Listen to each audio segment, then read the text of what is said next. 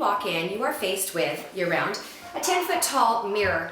This year when we remodeled and went with a beach-inspired look, I had it cased in a nice big 8-inch thick casement wood all the way around. Gave it a little bit more of a authentic, I don't know, ship look or something. But what I have here is a vase that I've had for a number of years, and this stays in my entry all the time. It's normally filled with Princess Anne greens, twigs, and branches from a tree, and it's set in resin so it looks like it's in water year-round. So what I do here for this time of year is I take the twigs that have the ice and the snow on them and I stick them in there, just filling it up and making it beefier, but bringing it up to speed with the rest of the decor in my home, which has that ice-covered winter wonderland look to it. In the daytime, the light streams right in on this and on this resin water, and it's so pretty. It looks just so natural, like you went through the woods and you tore off some apple branches and stuck them in a beautiful tall glass vase that you just happen to have hanging around.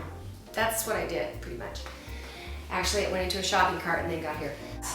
Here's where I put my Wiseman. I showed you a little bit earlier my nativity scene where I separated Mary and Joseph from the shepherds. And out here, I have the Wiseman. They're in the entry next to the mirror because they're so glitz and glam.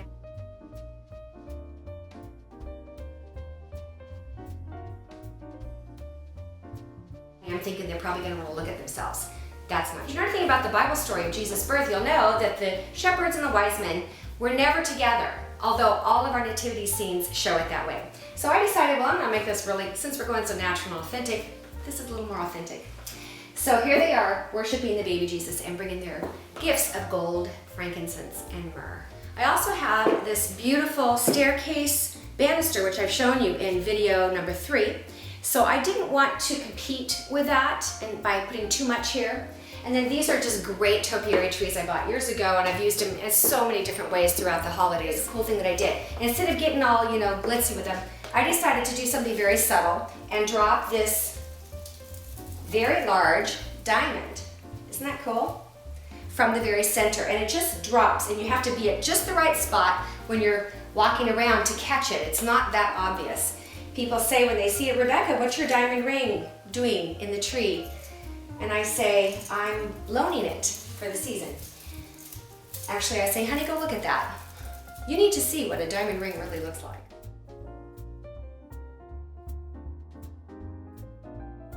I don't know if the camera picks up the iridescence. It's actually very pretty.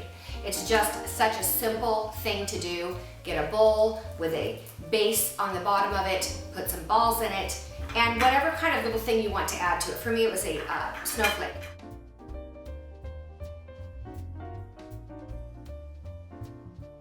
So yeah, it's that simple. 100,000 views, a couple 100,000 views with a bowl with some balls in it. So if you want to start your own YouTube channel and be successful, start with a bowl and put some balls. I am dying to see what you've done and the ideas that you have, because I could learn a lot from you as well. Would you please create a video response? Don't worry, I'm not going to judge you. Did you see that? Oh my God. I'm not going to do that. I think there's a lot of people who'd be interested in knowing what are some of the other ideas that you can use in your home. Please post a video response below, and at the very least, leave a comment and let me know. And always, always leave a thumbs up.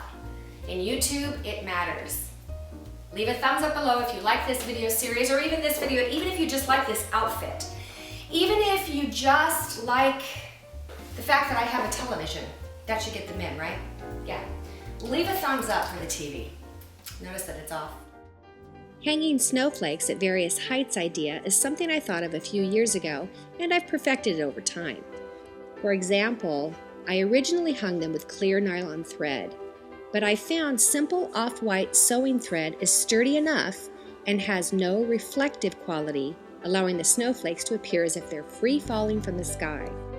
I've hung them from so many different places, from the ceiling of my entryway, my powder room, over the sink in the kitchen, which leads right into a garden window, as well as over the top of my tree. Each year, either before Christmas or after Christmas while they're on sale, I've added to my collection. My snowflakes have come from wholesale floral supply stores, craft stores, vintage stores, and even restoration hardware. I've even gone from using small nails to what I now use, which is a T-pin. They're available at any sewing store. The holes left behind are insignificant and don't need repairing after they come down. This year I added another little element by painting the tops of the pens the ceiling color to minimize their point of origin. Perhaps the best improvement I made was this year when I decided to have one of my employees climb the 8-foot ladder and install all of them for me. I just point and direct, which is really my gift anyway. Of all the things I've done for Christmas this year to decorate my home, I have to say the hanging snowflakes are probably one of my favorite things. And it's really so beautiful and so magical. It makes me feel like Christmas, like I'm in a winter wonderland, which is, I guess, what I was going for.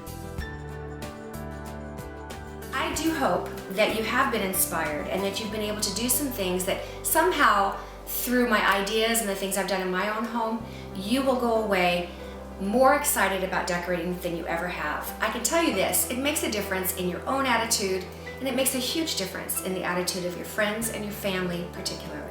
Merry Christmas from Ropes and Design.